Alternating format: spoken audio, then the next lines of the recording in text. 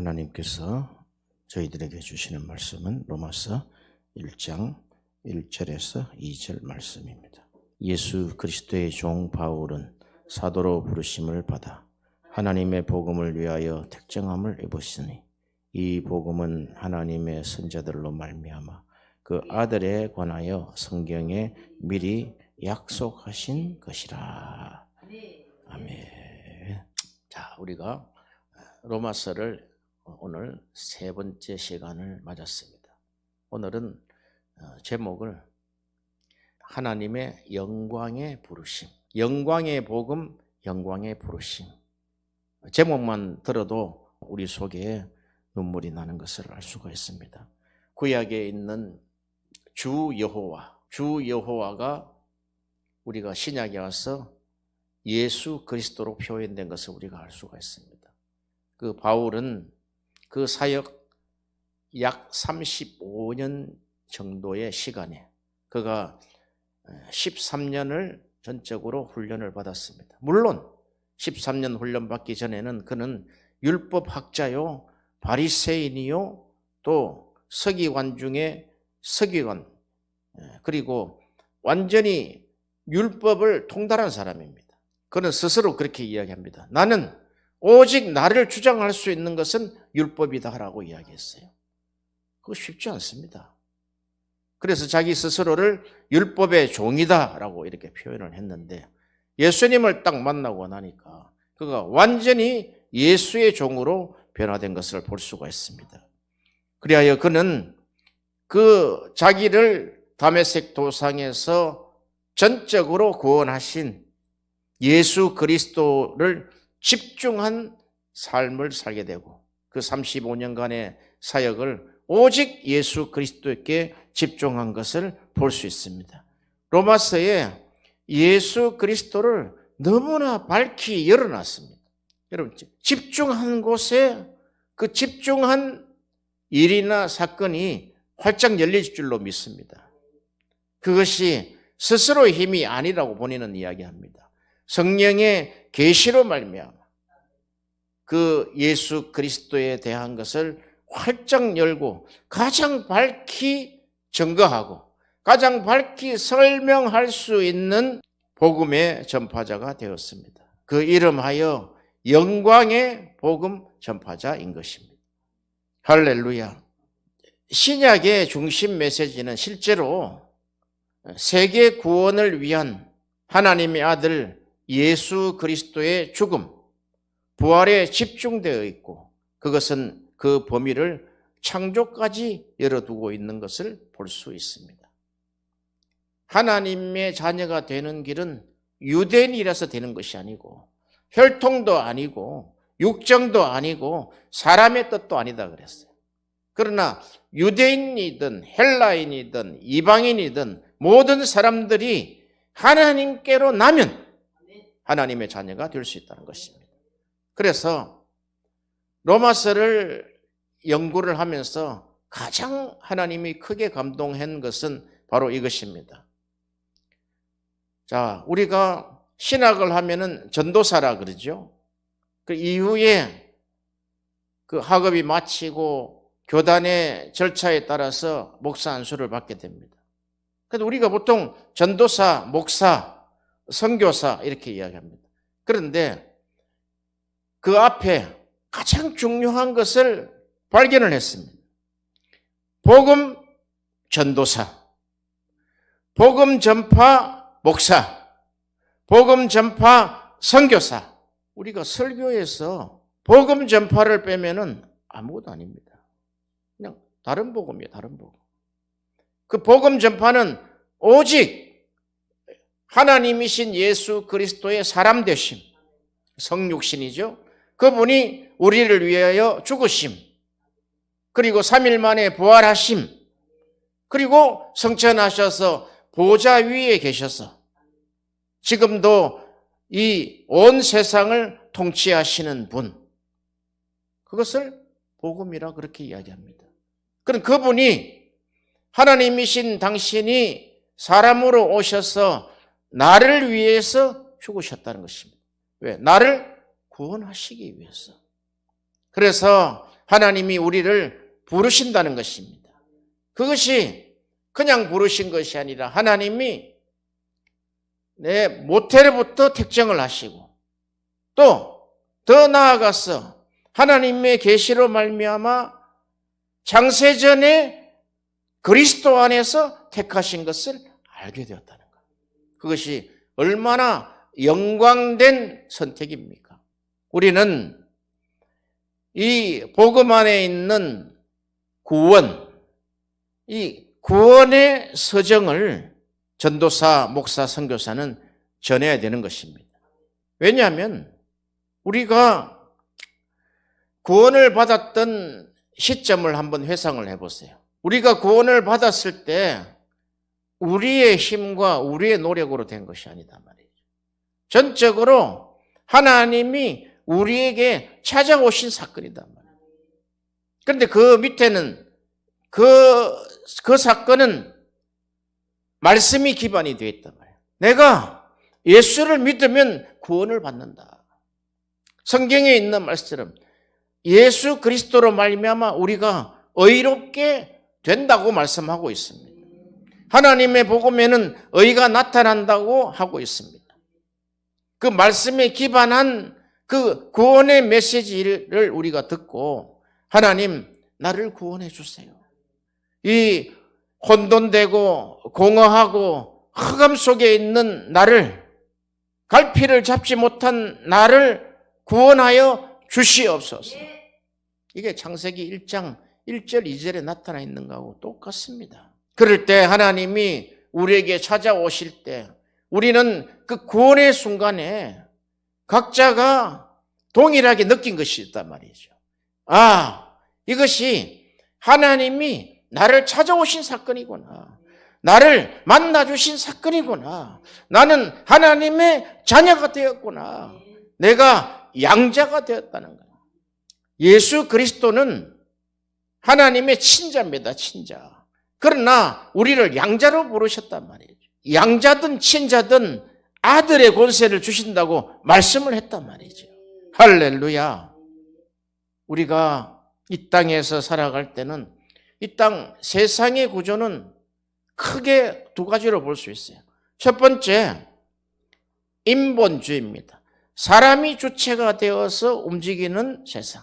그걸 통괄적으로 인본주의라 그렇게 이야기합니다. 그 안에는 하나님이 없거나 또는 하나님이 이용된다는 거예요. 인간이 주인이 되고 인간이 뜻에 맞춰야 되고 인간에 의해서 세상이 돌아가는 것 같고 인간에 의해서 정치가 되는 것 같고 인간에 의해서 국가가 세워지고 폐망하고 인간에 의해서 전쟁이 나고 망하는 것 같이 느껴지지만 그렇지 않습니다. 그 안에 하나님이 계신다는 것을 우리가 알아야 됩니다. 그것을 우리가 신본주의라 그렇게 이야기합니다. 인본주의는 결코 우리 인간 세계를 파멸로 몰아가고 있습니다. 두 번째, 이 세상 구조는 힘의 원리입니다. 힘의 원리. 인본주의 위에 힘의 원리입니다. 그러니까 정글의 법칙이죠. 약육강식입니다. 약한 사람은 못 살게 되고 강한 사람만 살아남는 이런 힘의 원리 속에 있습니다.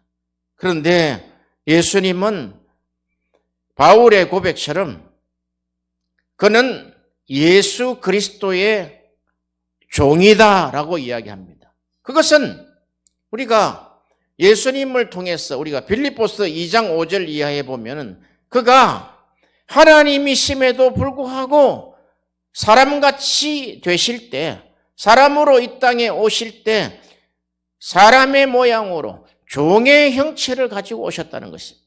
여러분, 어떻게 하나님이 천지 만물을 창조하신 신이신 하나님이 인간이 될 수 있겠습니까?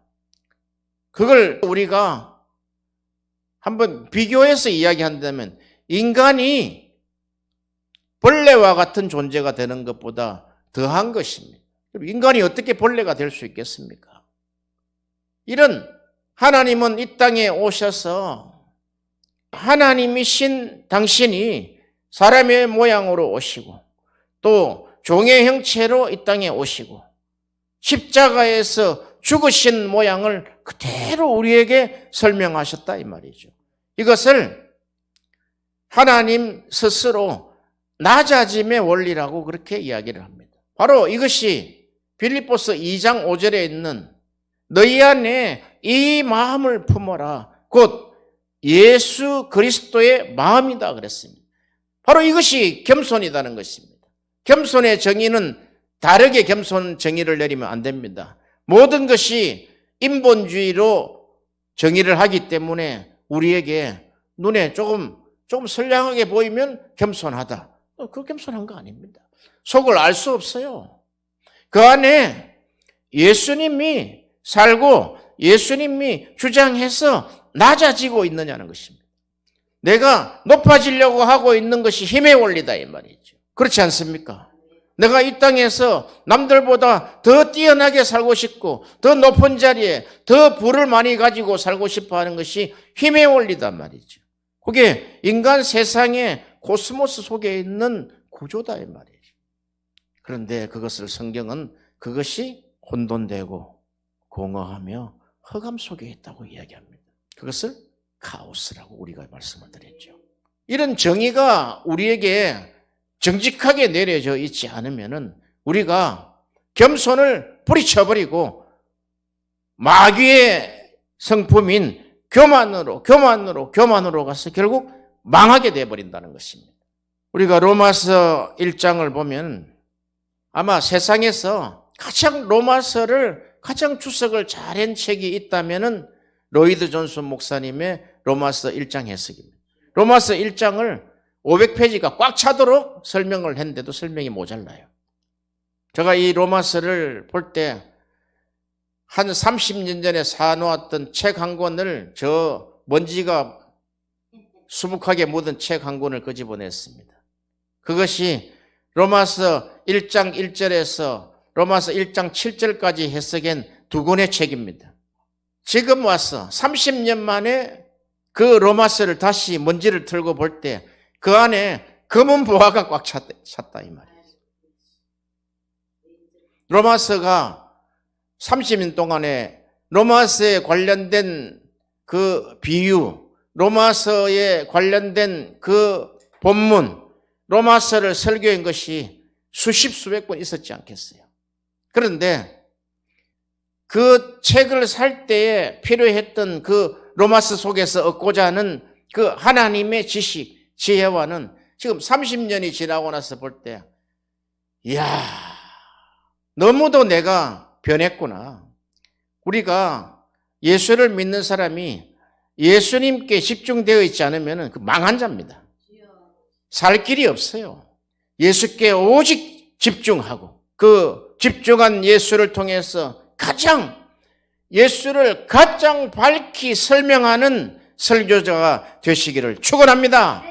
아멘. 근데 중요한 것은 뭐냐면 이 세계에서 로마서 주석을 가장 길게 한 분이에요. 그게 로이드 존스 목사님인데 로마서를 읽어보면은 정독해서 빨리 읽어보면 30분이면 다 읽을 수 있어요. 그런데 책은 15권이 나와 있는데 500페이지짜리를 아무리 빨리 읽어도 3일, 4일 걸린단 말이에요. 일주일 안에 한 권을 뗀다고 봅시다. 그러면은 15권은 도대체 그건 1년을 읽어야 된다며, 1년을. 뭐 그것만 합니까, 사람이?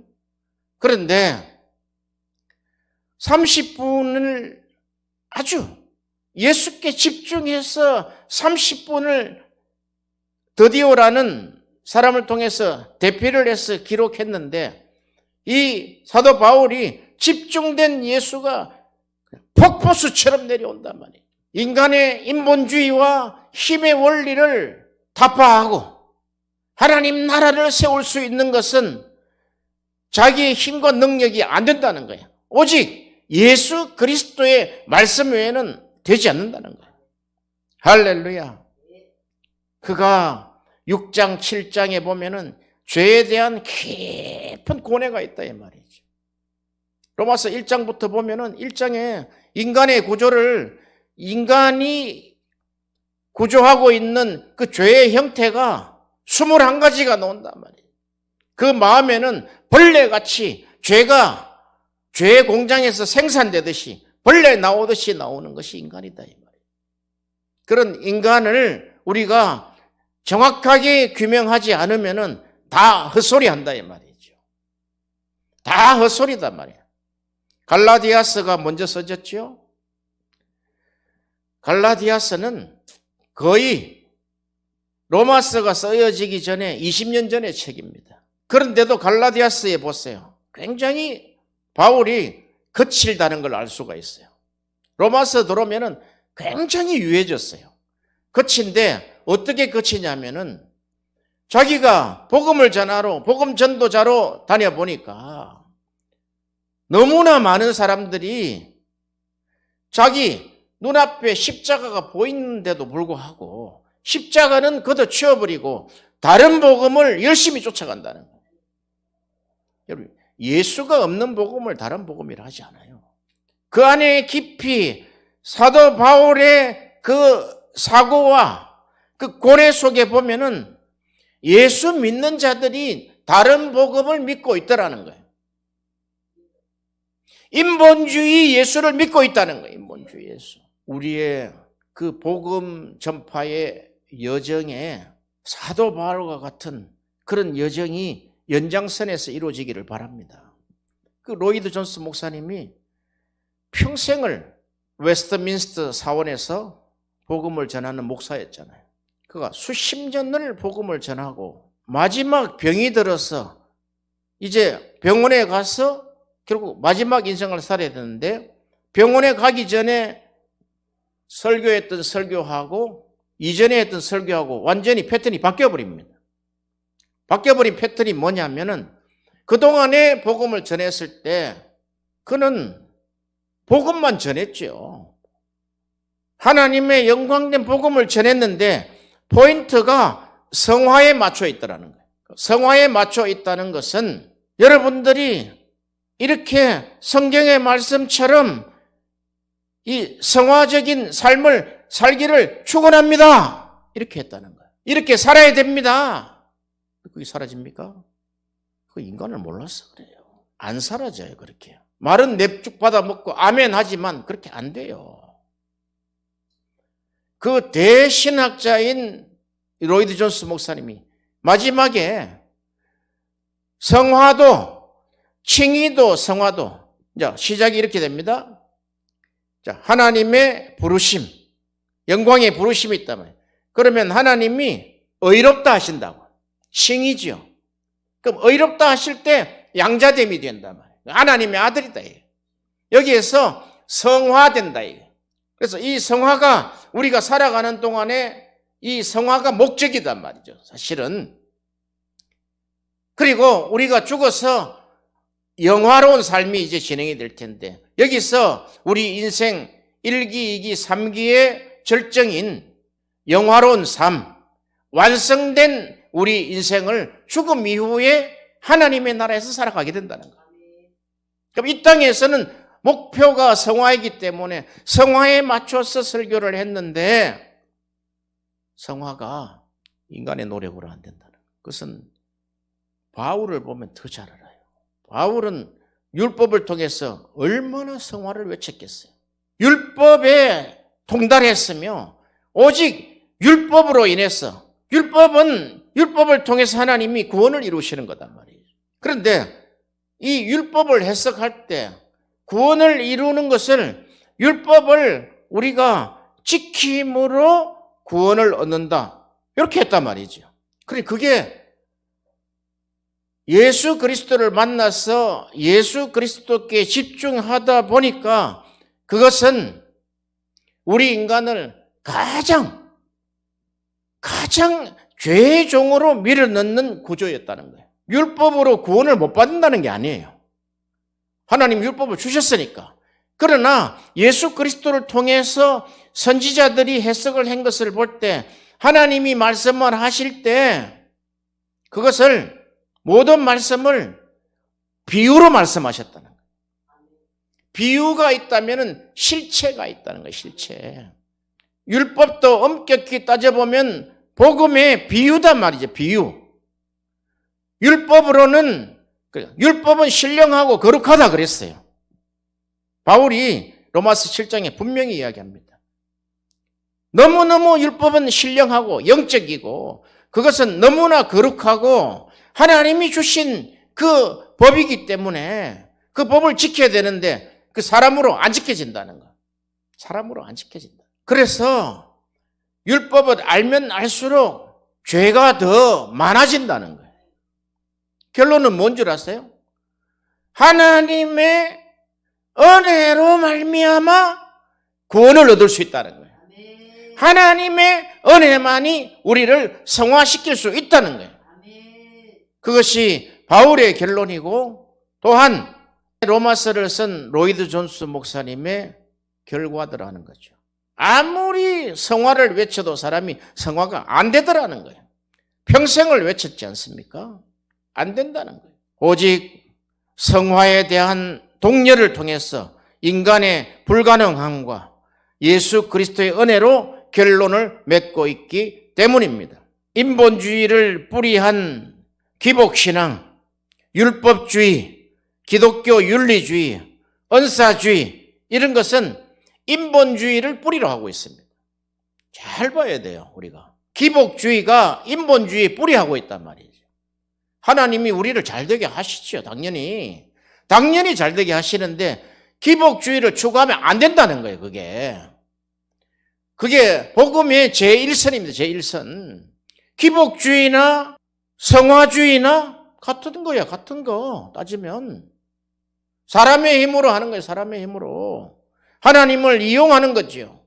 하나님을 이용해서 하나님을 나에 맞게 형식화시킨다는 거예요. 하나님의 말씀을 나의 사상에 맞게 세팅한다는 거예요. 율법주의도 마찬가지다는 거예요. 율법주의. 율법은 신령하지요. 율법주의는 율법만이 사람을 구원할 수 있다는 거예요. 복음의 비유적 설명이지 않습니까? 그게 로마서 1장 2절, 3절에 나타나 있단 말이에요. 이 복음은 아들에 관한 것이라는 거예요. 아들에 관한. 아들을 벗어나면 안 된다는 거예요. 아들을 벗어나면 다른 복음이라는 거예요. 아들을 이용하면 다른 복음이라는 거예요. 그게 인본주의에 뿌리하고 있고 힘의 원리에 뿌리하고 있다는 거예요. 물질이 많으면은 하나님이 축복하셨다. 물질이 많으면은 내가 성공했다. 성공했으므로 나는 이 물질만큼 모든 것을 행할 수 있다. 그게 인본주의 아니고 뭡니까? 그게 잘 살고 못 살고의 문제가 아니단 말이죠. 뿌리가 인본주의다는 거예요. 그럼 하나님이 열심히 우리가 선교를 위해서 하나님의 뜻에 맞춰서 하나님이 이루어내시는 사업으로 하나님이 번성케 하시는 사업으로 한다면 당연히 그 물질은 하나님께 써야 되는 거죠.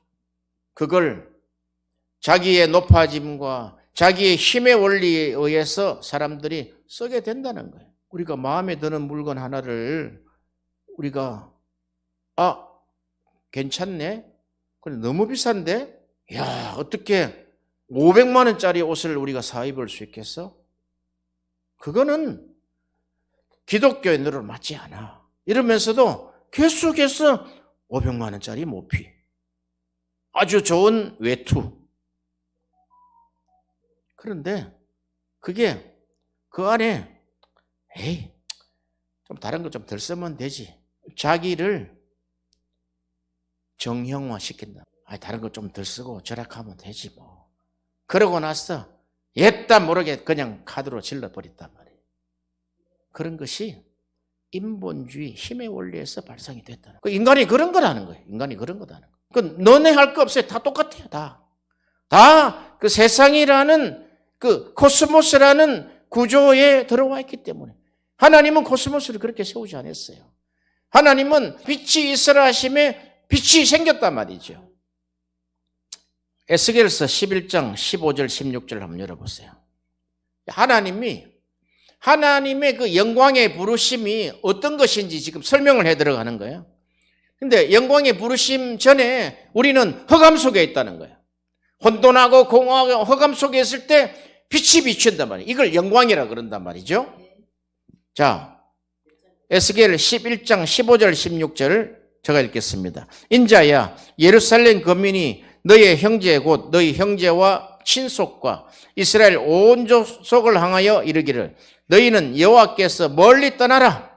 이 땅은 우리에게 주어 기업이 되게 하신 것이니라 하였나니 그런즉 너는 말하기를 주 여호와의 말씀 내가 비록 그들을 멀리 이방인 가운데로 쫓고 열방으로 흩었으나 그들이 이른 열방에서 내가 잠깐 그들에게 성소가 되리라 하셨다 하고. 참, 이 에스겔서 11장은 이미 에스겔이 바벨론 포로로 끌려가서 5년이 지난 상황이에요. 그때 하나님의 말씀이 임한 거예요. 너희가 지금 동쪽으로 이방인 가운데로 쫓기고 열방에 흩었는데 이 열방에 하나님이 보내신 이유가 있다는 거예요. 잠깐 그들에게 성소가 되리라 이렇게 했어요. 하나님이. 이게 무슨 말씀입니까? 하나님 왜 바벨론 포로, 그러니까 입바벨론이죠. 입바벨론 나중에 출페르시아 하죠. 입애국이 있죠. 그러니까 출애굽이 있단 말이죠. 이런 사건이 창세기 1장 1, 2절하고 똑같다는 거예요. 하나님이 이스라엘에게 그랬어요. 지난번에 그랬잖아요. 이스라엘이 포로로 끌려가게 된 것은 하나님의 종의 규례를 안 지켜서 그렇단 말이에요. 7년이면 다 자유케 하고 너희가 하나님이 복받은 만큼 그들에게 물질을 주라 그랬는데 안 하고 또 붙잡아두고 쓰기 때문에 하나님이 바벨론을 불렀다 그랬단 말이죠. 그렇죠? 그럼 이 바벨론에 포로되어 있는, 그러니까 예루살렘에는 예레미야가 예언을 하고 1차 포로로 끌려갔던 에스겔은 그 포로 수용소에서 이 말씀을 받았는데 하나님이 이렇게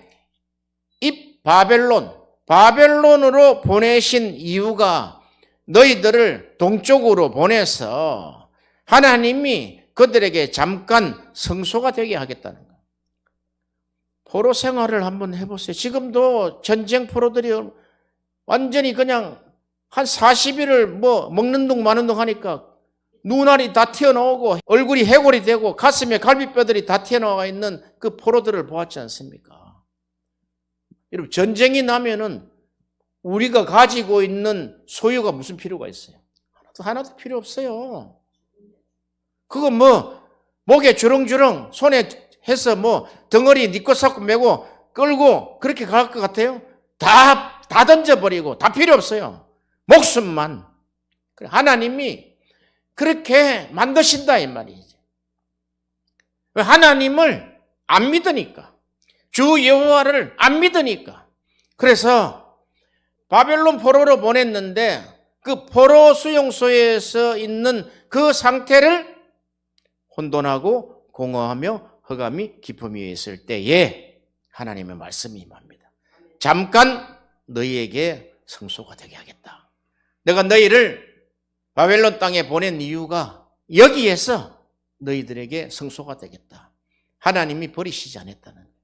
하나님은 내가 너희와 항상 함께 하리라는 그 약속이 있단 말이죠. 아브라함에게 한 약속이죠. 이삭에게 한 약속이죠. 야곱에게 한 약속. 너희가 어디로 가든지 내가 너희들과 함께 하겠다. 그것이 애굽에 들어가도 함께 하셨고 바벨론 포로 들어가도 함께 하셨고 아수르의 포로가 돼도 함께 하셨는데 하나님이 우리에게 포로가 되었을 때 우리에게 영광으로 부르시는 장면이 빛이 있으라는 거예요. 빛이 있으라. 그것이 하나님의 역사의 분기점에 계속 그런 역사가 있다는 거예요. 혹시 지금 잘 나가고 있습니까? 그러면 어둠에 갈 수 있는 확률이 많아요. 그럼 어둠에 있습니까? 빛이 올 확률이 빛이 곧 온다 이 말이죠. 그게 이스라엘에게는 70년 걸렸어요. 70년이면 보통 두 세대 반 그렇게 이야기합니다. 그러니까 하나님이 부하게 하셨대 해서 부한 자랑을 하면 안 된단 말이죠.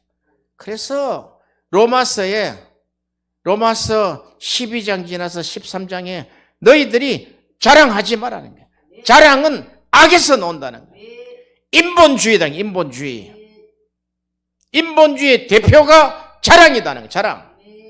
돈 자랑, 자식 자랑, 재산 자랑, 차 자랑. 우리가 자랑할 것은 예수밖에 없다 말. 예수. 할렐루야. 이 힘의 원리는 나가면 전부 자랑이에요. 자랑. 그럼 하나님이 듣고 있을 거 아니에요. 잘났다 이놈아. 자랑 네 실컷 해봐라. 자랑은 뿌리가 인본주의요. 자랑은 교만에서 나온다는 거예요. 싸움도 교만에서 나온다는 거예요. 인간이 제대로 해석이 되지 않으면 나가 해석이 안 되는 거예요. 내가 되게 잘난 것처럼 생각이 든단 말이에요. 그런데 바울은 철저하게 깨달았단 말이죠. 그가 다메섹 도상에서 그가 하나님의 부르심을 받을 때 내가 벌레만도 못한 인간이구나. 사도 바울이 사도로 보내심을 받기 위해서 부르시는 장면으로 잠깐 가봅니다. 사도행전 1장 1절에서 9절에 잠깐 들어보세요. 사울이 주의 제자들을 대하여 여전히 위협과 살기가 등등하여 대제사장에게 가서 다메섹 여러 회당에 갈 공문을 청하니 이는 만일 그 돌을 쫓는 사람이면 물론 남녀하고 결박하여 예루살렘으로 잡아오려 함이라. 여기 1절 2절에 보면 이게 자기는 옳다고 생각한 거 아니겠어요? 이게 합당한 거예요. 그런데 성경은 이때 이 마음을 어둠 속에 있는 자다 그러대. 흑암 속에 있는 자다 이랬단 말이에요. 3절에 사울이 행하여 다메섹에 가까이 가더니 호련히 하늘로서 빛이 저를 둘러 비추는지라. 빛이 비췄다는 거예요. 빛이 덮어버렸다는 거예요. 이 사건이 창세기 1장에 그대로 나타나는 거예요. 창세기 1장 1절에 보면은 태초에 하나님이 천지를 창조한 신이라. 2절 땅이 혼돈하고 공허하며 흑암이 깊음 위에 있고 하나님의 신은 수면에 운행하시니라. 요 운행하면 위에서 뭔가 빙빙빙빙 돌고 있다 이런 뜻을 가지고 있죠. 이걸 우리가 라하프라 그래요. 라하프. 이거는 암탉이 알을 품은 상태라는 게 라하프. 생명을 탄생시키기 위한 운행이라는 거예요. 그걸 암탉이 알을 품었다. 이게 우리가 신약에 보면은 마리아의 태중에 하나님 임신할 때 성령이 너를 덮으셨다. 여기 라하프다 말 라하프. 너희가 40년 광야 생활에 독수리가 날개로 덮어서 너희를 업었다 그랬죠. 이게 라하프단 말이에요. 라하프. 하늘로서 빛이 저를 둘러 비추느니라. 그러니까 모든 역사가, 복음의 모든 역사가 이게 빛의 역사단 말이죠. 이 빛을 하나님의 영광의 나타남이라 그런단 말이죠. 우리가 하나님을 만났을 때, 내 영혼이 하나님을 만났을 때 우리가 통곡하고 회개하면서 하나님, 내가 죄인이었습니다. 내가 아무 말 할 수 없는 벌레와 같은 인간이었습니다. 라는 고백들을 하지 않았겠어요? 많은 사람들이 그럽니다. 예수를 믿고 구원을 받았다는데 이 하나님과 절정의 만남이 없는 자들은 나중에 하나님을 다 떠납니다. 이런 하나님의 영광의 만남, 하나님의 성령의 덮으심, 하나님의 비추이심이 있을 때 비로소 그를 하나님이 성령으로 거듭났다. 그렇게 하는 거예요. 그때 땅에 엎드려져 들음에 소리가 있어 가라사대 사울아 사울아 내가 어찌하여 나를 핍박하느냐 하시거늘 대답하여 주여 니시오니까 가라사대 나는 너가 핍박하는 너가 박해하는 예수라. 너 일어나 성으로 들어가라. 행할 것을 내게 이를 자가 있느니라 하시니 같이 가던 사람들은 소리만 듣고 아무도 보지 못하고 말을 못하고 섰더라. 이게 하나님이 바울에게만 역사하고 다른 사람에게 역사 안 했다는 거예요. 하나님이 지금 바울을 부르시는 장면이다 말이죠. 사울이 땅에 일어나 눈은 떴으나 아무것도 보지 못해. 이 상태라는 거예요. 이 상태. 눈은 뜨고 있지만 아무것도 안 보는 암흑이다 말이야. 허감천지다 이 말이죠. 실제로 눈이 맹인이 되어서 사람의 손에 끌려 다메섹으로 들어가서 사흘 동안 보지도 못하고 식음을 전폐하는 사건이에요. 하나님이 강제로 맹인을 만들으시고 강제로 하나님이 금식을 시키는 장면이다. 이런 역사가 바울에게만 있는 것이 아니라 하나님이 우리 허감 중에 있을 때 우리에게도 동일한 역사를 한다는 것입니다. 이게 하나님의 방법이다.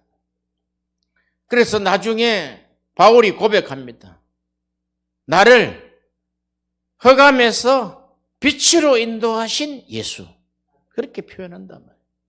그러니까 허감이 무엇이고 빛이 무엇인지 내 안에 규명이 되어 있지 않으면 헛소리 한다. 나를 구원하신 그 구원, 그 구원으로서의 부르심이 첫 번째다 이 말이죠.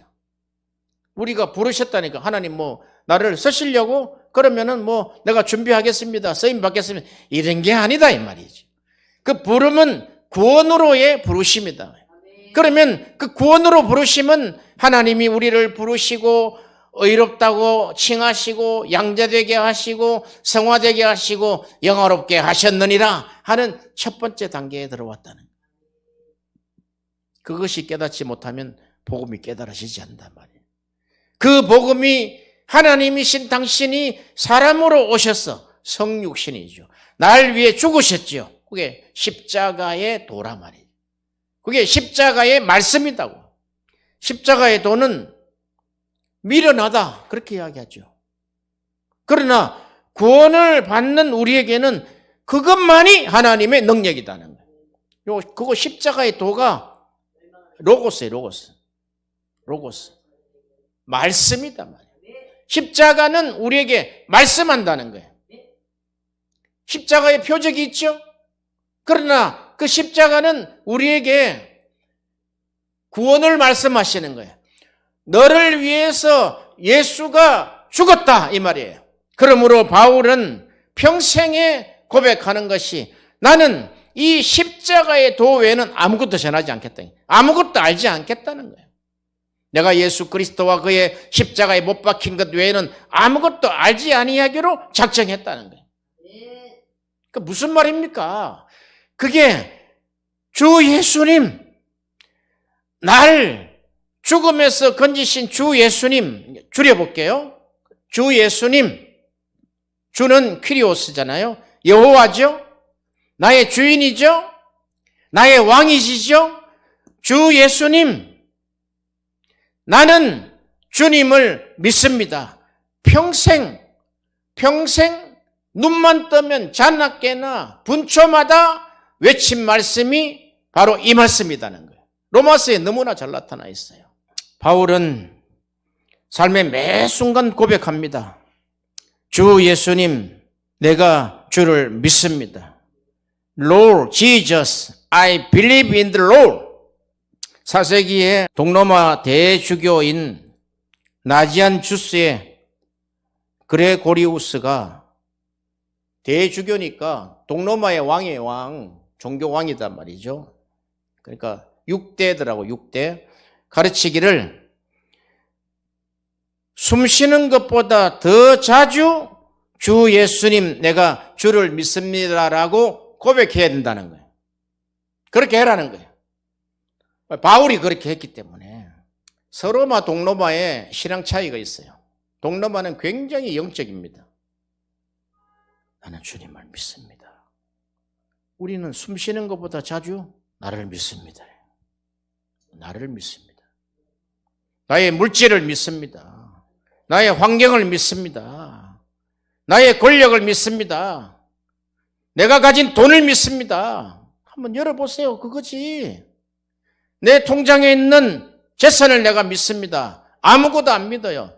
나는 미꾸라지만 믿습니다. 그랬잖아요. 쇼딱집 할머니가. 그거라고요. 그건 웃은. 그러나 우리는 바울처럼 주 예수님, 나는 주님을 믿습니다. 주님만 믿습니다. 할렐루야. 사도로 부르심을 받아. 그래, 누가 불렀다는 거예요. 부르심을 받아. 누가 불렀는데 자기가 거기에 합당한 응답을 했다는 거예요. 억셉트 했다는 거예요. 그게 사도행전 9장에 다메섹 도상에서 나타났다는 거예요. 하나님이 우리를 부르실 때 창세기 1장 1절 2절에 나타나 있는 하나님의 신이 혼돈과 공허와 흑암 속에 있는 나를 덮으시는 장면이다. 빛이 있으라. 빛이 확 들어오는 거예요. 우리에게. 우리 어둠 속에 빛이 들어온 사건이다. 그때 눈물이 쏟아지고 뒤집어지고 꼬꾸라지고 3년을 울고 다녔잖아요. 3년을. 그런 사건이 없는 사람하고 그냥 나는 뭐 성경을 믿으니까 나는 예수 믿으니까 구원받은 것 같습니다 하고는 천지 차이죠. 하나님이 이 바울을 보세요. 나는 사도로 부르심을 받았다는 거예요. 임명장 받았다는 거예요. 그게 영광스럽게 받았다는 거예요. 아니 그 받았을 때 보세요. 완전히 3일 동안 맹인이 됐지요. 식음을 전폐하지요. 그 갈 때 기세등등한 사울을 한번 보세요. 그때 예수 믿는 자들을 잔멸할세 이렇게 나와 있어요. 가는 데마다 잔멸하다는 뜻은 산돼지가 땅을 막 다 파 뒤집어 가지고 그 자기 먹을 것을 파헤쳐내는 그때에 나타나는 기세를 이야기하는 거예요. 멧돼지가 씩씩거리고 막 그 땅을 팔 때 한번 보세요. 얼마나 그게 아주 그냥 그걸 잔멸이단다고 했어요. 기독교인들을 그렇게 산돼지처럼 멧돼지처럼 잡아가지고 그렇게 다 죽이고 했다 이 말이죠. 그런데 하나님이 쓰실 자는 기가 막히게 하나님이 붙잡아 쓰신다 이 말이죠. 걱정할 거 없어요. 하나님이 빛을 비추면 돼요. 하나님 한번 뒤집어지게 하면 돼요. 그런데 그 조건이 그 빛이 비추어지기 전야가 있대. 전야가. 어떤 사람은 바벨론 포로로 끌고 가게, 어떤 사람은 형무소에 들어가게 하시고, 어떤 사람은 예수 믿는 자 죽이러 가는 현장에 있게 하시고, 도둑놈 강도짓을 하게 하시고, 다 그게 어둠의 시절이 있지 않겠어요? 지금 이사 마약에 그냥 완전히 그냥 인생을 파멸하다가 그 어둠 속에서 하나님이 건져내서 마약 사역자로 쓰시는 것이 있단 말이죠. 할렐루야. 그것을 사도행전 26장 18절에 그 눈을 뜨게 하여 어둠에서 빛으로 사탄의 권세에서 하나님께로 돌아가게 하고 죄 사함과 나를 믿어 거룩히 된 무리 가운데 기업을 얻게 하리라 하더이다. 아멘. 이게 구원으로부터의 부르심이다 이 말이죠. 자, 두 번째 부르심은 종이 사도가 되어, 사도는 복음을 전하러 보낸 자인데 종이 사도가 되는 부르심이다 말이죠. 복음은 죄인이 구원받을 수 있는 최고의 기쁜 소식이며 그냥 부르신 것이 아니라 거룩한 목적, 곧 아들의 복음을 위하여 택정함을 입었다는 거예요. 그것이 그리스도께서 부르실 때 아들의 복음을 전해라고 택정하고 위탁하신 말씀이다 이 말이에요. 십자가의 도는 멸망하는 자들에게는 미련한 것이요 구원을 얻는 우리에게는 하나님의 능력이라. 이 십자가의 도 그렇게 생각하지 마세요. 십자가의 말씀, 십자가의 메시지, 우리 입에 십자가 메시지만 해라는 거예요. 그래서 설교가 성경으로 시작해서 성경을 주석하고 성경을 예화 삼고 성경에서 시작해가지고 성경으로 끝내야 되는데 창세기부터 시작해가지고 그 성경에 나타나 있는 예화를 주석 삼아서 빛이다. 그러면 이 빛이 하나님의 영광이 나타난 곳이단 말이죠. 그럼 하나님의 영광이 나타난 것은 하나님의 얼굴이 나타난 곳이다 이랬단 말이죠. 민수기에 보면은 하나님의 얼굴을 비추사 그랬죠. 그게 영광이다, 영광. 이 영광이 예수 그리스도에 있는 영광을, 하나님의 영광을 아는 빛이 우리에게 비쳤다는 거예요. 이렇게 설교를 하면 성경으로부터 시작해가지고 성경 주석으로, 성경 말씀으로, 성경을 통해서 끝나야지 되는 것이 십자가의 도다 이 말이죠. 그 마지막 결론은 그 빛은 예수 그리스도 얼굴에 있는 하나님의 영광을 아는 빛이 예수다. 예수가 우리 마음에 비쳤는데 비쳤다는 것은 우리 안에 들어와 버렸다는 이야기. 그래서 내가 그리스도와 함께 십자가에 못 박혔나니 이 사건이 바로 연결이 된다 이 말이에요. 내가 구원받았을 때, 내가 다메섹 도상에 그때 나에게 예수가 들어오셨다는 거예요. 할렐루야. 그때 그러면은 하나님이 그 종이 사도가 되어 부르심을 받은 그 바울에게 좀 더 구체적으로는 예수 그리스도의 전권, 모든 권한, full authority, 엑수시아죠. 권세다 말이에요. 권세. 모든 권세를 내게 주셨으니 했죠. 그러나 너희는 가서 했잖아요. 내가 그 권세 주겠다는 거예요. 그 정권, 모든 권세를 가지고 주시고 보냄을 받은 자다. 물론 종이 주인의 지배권 아래 있을 때 그 주인으로부터 출발할 때의 일입니다. 이게. 지금은 자기가 받은 능력 있는 종이 돼가지고 불의 종. 그러지 마세요. 그러지 마시라고. 그 끝을 우리는 다 알아요. 우리는 우리 한국 교회의 교회사에서도 다 알아요. 이미 그런 자들의 결론이 다 나와 있단 말이죠. 그런 자들은 다 하나님을 대적하고 망했단 말이에요. 이단으로 들어가지요. 그런 백금여지요. 백과 돈과 여자. 리차드 포스터는 그랬죠. 돈, 섹스, 권력이라 그랬죠. 똑같은 거예요. 그걸 다지면, 그 힘을 다지면 어떻게 된 줄 알아요? 그냥 패망하는 거예요. 패망하는 거. 영원한 구원에 들어갈 수 있을 것 같아요? 많이 맞을 것이다 그랬어요. 하나님이 불쌍히 여기셔서 그 죽는 순간에 회개하겠죠. 그러나 이미 많은 것을 잃어버렸단 말이에요. 오직 예수께 집중하시기를 바랍니다. 성화되라 이런 이야기 안 된단 말이죠. 한국 교회 설교 90%가 성화주의입니다. 성화주의. 성화주의, 인본주의, 기복주의. 한번 우리가 지금 정신이 좀 말짱할 때 한번 보세요. 오직 예수께 집중하는 것. 복음, 구원을 위한 설교. 설교를 구원하기 위해서 설교라고 그랬지 부자 되게 하기 위해 설교라고 그랬어요? 그건 세상에 나가서 그냥 열심히 일하면 부자 돼. 복음은 그렇지 않단 말이에요. 복음은.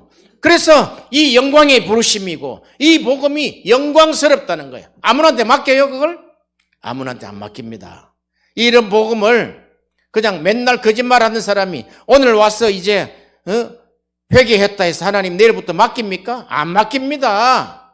바울도 14년 걸렸어요. 13년.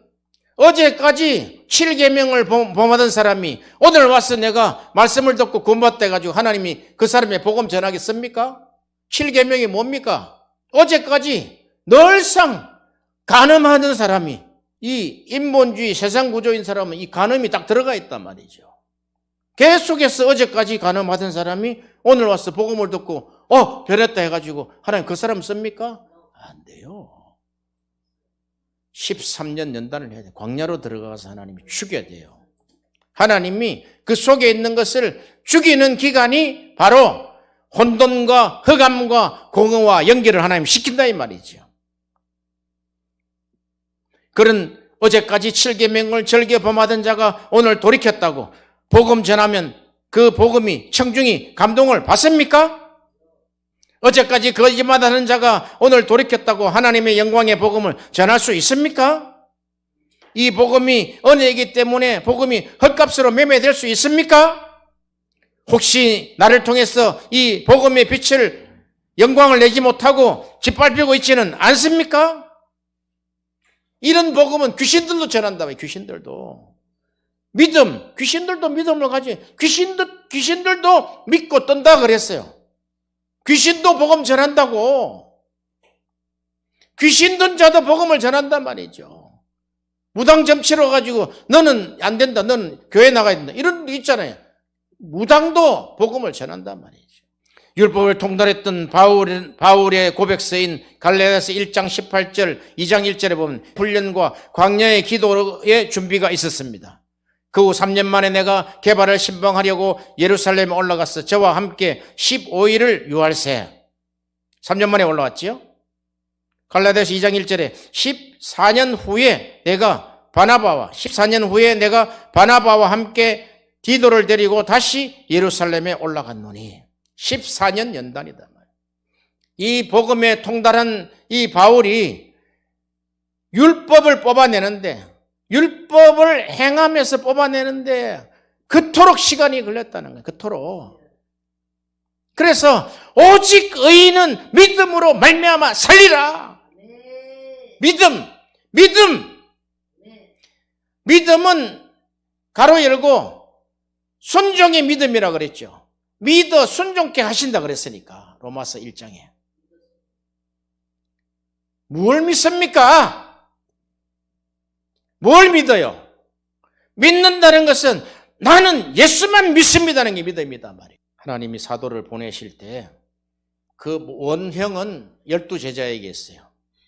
사도는 그리스도께서 처음 12제자들에게 그리스도에 의해 선택되었고 그리스도가 그들을 보내셨다. 이게 원형이단 말이에요. 그런데 사도 바울도 내가 다메섹 도상에 부활하신 예수가 나를 보내셨다는 거야. 성경에 나와 있잖아요. 너희는 이방인을 위한 준비된 그릇이다는 거예요. 그럼 이방인을 위해서 뭘 전합니까? 이방인들이 행복하게 사는 법? 그런 거 아닙니다. 이방인들이 구원받는 법. 그러니까 제일 문제는 뭐냐면은 이방인을 복음을 전하는데 제일 문제가 유대인과 헬라인이었다는 거예요. 유대인은 표적을 구하고 헬라인은 지혜를 구하는데 유대인인 나는 로마의 시민까지 나는 오직 십자가에 달린 예수만 구한다는 거예요. 할렐루야. 이게 복음이다 말이에요. 그렇게 부르신 그들을 사도라고 칭하시고, 그러니까 사도 아포스톨로스, 내가 보내다는 뜻입니다. 그게 아포스톨로스. 우리가 사도신경으로 할 때 그게 아포스톨 크리드라 그러죠. 헬라어를 그대로 번역해서 쉽게 쓰는 것 같아요. 그래서 우리가 사도의 고백을 하는 거예요. 사도의 고백을. 왜? 나는 보냄을 받았다. 이 고백이다는 거야. 그럼 뭐 사도신경 한 500번 하면은 암 떠나간대. 그게 아니다 말이죠. 그게 인본주의지 뭡니까? 내가 사도신경 하나님 나를 보내셨군요. 12사도처럼 하나님이 나를 부르시고 나를 복음을 해서 보내셨군요. 이게 진정으로 깨달아질 때 질병으로부터 자유하는 것이지. 500번 해봐. 주기도문 한 1000번 해봐. 다 고쳐져. 이런 것은 거짓 복음이다 이 말이죠. 그게 다른 복음이다 이 말이죠. 하나님이 그 사도를 보낼 때 그냥 보냅니까? 예수께서 그 12제자를 부르사 더러운 귀신을 쫓아내며, 여기 더러운 귀신 가로 열고 혼돈, 허감, 공허하단 말이에요. 혼돈과 공허와 허감이 깊음, 이게 더러운 귀신이다. 실체다, 실체. 더러운 귀신을 쫓아내며 모든 병과 모든 약한 것을 고치는 권능, 디나미스를 주시니라. 오늘 아침에 너희 아내를 위해서 기도하라. 딱 말씀하시는 거예요. 약에 의존하지 마라. 하나님이 약을 만드셨지만 하나님을 믿어라. 하나님을 믿어라. 10개 대학을 세울 때까지 하나님이 쓰게 하리라. 아멘. 그러한 자들에게 빛이 찾아온 것을 부르심, 즉 구원으로 부르심이라 이야기합니다. 그러니까 우리는 부르심 하니까 하나님이 쓰시려고 직분 딱 구원으로부터 시작하는 거예요. 이게 14년 훈련이 돼야 돼요. 그러니 훈련 안 받은 14년을 어떻게 할 겁니까? 말씀을 차고 깨도 지금 안 되는 거예요. 지금 이 인본주의가 워낙 세기 때문에 인본주의 힘의 원리 지금 다 트롯이 다 그거잖아요. 다 나중 다 망하는 거예요. 복음 없으면 다 망한단 말이죠. 마지막 말씀입니다. 그런데 이 유대인들이 안 믿는 거예요. 안 믿는 거예요. 이 복음을 전해도 사도 바울도 하나님을 섬긴다 하면서도 예수님을 믿지 않는다는 거예요. 않는다는 거예요. 요한복음 12장 39절에 40절에 저희가 능히 믿지 못한 것은 이 까닭이니 곧 이사야가 다시 일렀으되 저희 눈을 멀게 하시고 저희 마음을 완고하게 하셨으니 이는 저희로 하여금 눈으로 보고 마음으로 깨닫고 돌이켜 내게 고침을 받게 하라? 받지 못하게 하라는 거예요. 이게 요한복음에도 지금 이 구절이 있단 말이에요. 마태복음, 마가, 누가 다 있어요. 이게 원 구절은 이사야 6장에 있단 말이에요. 6장에. 하나님의 말씀을 받고 너희가 고침을 받지 못하게 하라는 거예요. 도대체 이게 뭐냐 이 말이죠. 하나님의 말씀이 모든 말씀이 비유로 되어 있기 때문에 하나님이 눈으로 보고 마음으로 깨닫고 돌이켜서 내게 고침을 받지 못하게 하라. 그랬단 말이죠. 언제까지요? 그때까지.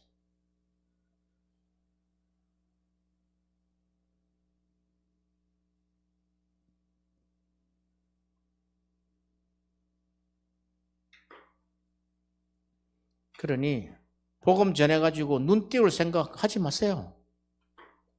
거의 눈이 감기게 해라 그랬어요. 그것은 무슨 말이냐면 네 힘으로 하지 말라는 거예요. 말씀만 전해놓으면 하나님 언젠가는 빛을 비추실 거다는 거예요. 나는 이번에 이 말씀을 깨트려야 돼. 니나 깨져. 때가 돼야 되고 어둠이 깊어야 돼. 하나님의 빛이 부어져야 된단 말이죠. 하나님의 영광이 부어져야 된단 말이에요. 그래서 영광으로 부르시고 영광의 복음을 우리가 지금 들고 있다 이 말이죠. 어떻게 하시겠습니까? 그건 자유라고.